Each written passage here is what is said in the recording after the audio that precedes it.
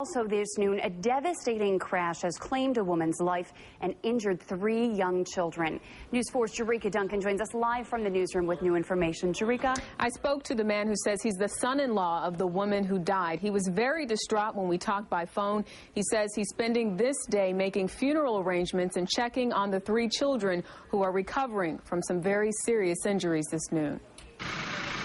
Investigators aren't sure what caused 65-year-old Donna Gibbs of Alden to pull out in front of this tractor trailer carrying several cars. Gibbs wasn't the only one inside this mangled Lincoln Mercury, buckled up and waiting for help after the crash. A relative tells me 6-year-old Victoria Gibbs, 7-year-old Ricky Gibbs, and 7-year-old Madison Phillips were also in the car. It's always difficult for everybody involved, including the firemen and the officers, when young children are involved. Only 1 child is in stable condition at this hour. 2 are in critical at Children's Hospital, according to a family member. It's not like an area where we have common problems or serious accidents or whatnot. At around 5 p.m. Thursday, Erie County Sheriff's deputies say this truck was heading east on Route 5 in the town of Newstead, traveling about 55 miles per hour. The truck driver didn't have a stop sign at the South Newstead Road intersection, but you can see from these skid marks he tried to stop.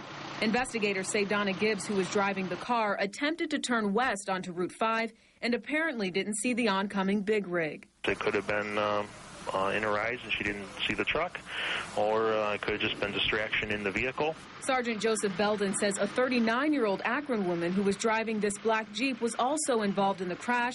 She suffered minor injuries. The driver of the tractor trailer was not injured. Now, the relative of one of the children in the hospital says one of the little girls is actually taking a turn for the worst right now. Tonight at 5 and 6, Milas Hairston will have much more on this horrific crash. Reporting live in the newsroom, Jerika Duncan, News 4.